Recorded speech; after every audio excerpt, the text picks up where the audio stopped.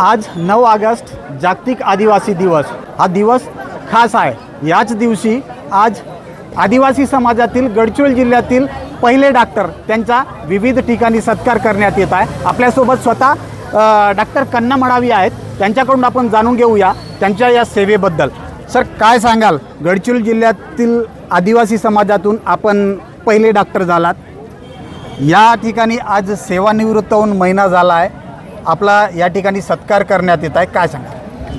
आज जागतिक आदिवासी दिवस आहे, इंडिजिनियस दिवस आहे। या दिवशी खऱ्या अर्थाने प्रेमिलीतल्या लोकांनी माझा सत्कार केला। आणि खरं म्हणजे प्रेमिली आणि कांदोडी हे काही खूप दूर नाही आहे, हे आमचे निर्यातले होते आणि आमचे लोक आहेत। जेव्हा आपल्या लोकांनी आपला सत्कार केलेला असतो तेव्हा त्याच्यापेक्षा आनंद दुसरा कुठलाही नसतो।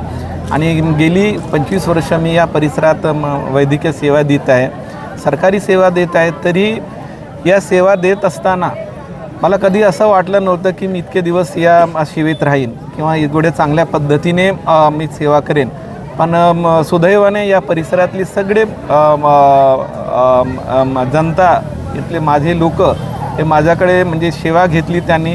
आणि ऐरीसारख्या ठिकाणी लोकांनी व्यवस्थित पद्धतीने म्हणजे या एरियात खरं बघितलं तर अंधश्रद्धा खूप आहे, पुजारी पण खूप आहेत। एवढे असूनसुद्धा ऐरीसारख्या ठिकाणी लोक आलेत आणि माझ्याकडे माझी सेवा घेतली, त्याच्याबद्दल त्यांचा पण मी आभारी आहे। विशेष म्हणजे ज्येष्ठ समाजसेवक प्रकाश आमटे यांच्या शाळेतून आपण शिकलात, त्यांचा आदर्श आहे, काय सांगाल?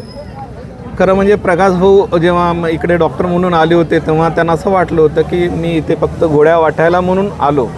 आणि त्या शाळेत मी शिकलो आणि शिकून मला MBBS करता आला आणि MD करता आला आणि MD करून परत आपल्याच एरियात येऊन काम करायला संधी मिळाली। आणि माझं गेली इतके चांगले 25 वर्ष ते काम करू शकलो।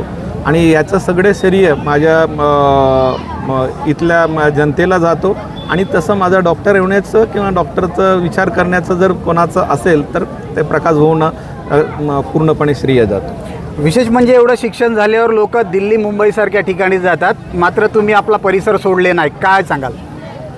खरं म्हणजे काय असतं ना की दिल्ली मुंबईला सगळीकडे सगळ्या सेवा उपलब्ध आहेत, पण मी जेव्हा इथून गेलो होतो तेव्हा इथलं अतिशय परिस्थिती वाईट होती। रस्ते नव्हते, लोक सगळे अंधश्रद्धेने व्यापलेले होते किंवा ते अंधश्रद्धेने खूप पुजारी काय म्हणतो आपण प्रेम या सगळ्यांमध्ये ते गुंतले होते। आणि इथे काही सेवा पण सरकारी सेवा पण नव्हत्या।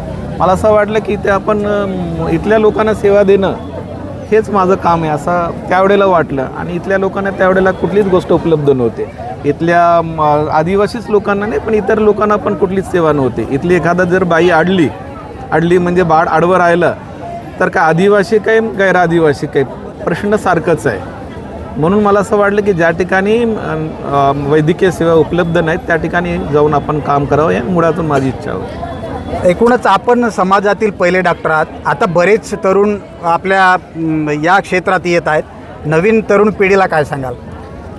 खरं म्हणजे माझ्यासोबत बरेच डॉक्टर झालेत। परवा आम्ही बघितलं तर सर्वसाधारणपणे 200 डॉक्टर आपल्या या परिसरातून झालेत आणि आदिवासीमधून 200 डॉक्टर झालेत, ही आनंदाची गोष्ट आहे।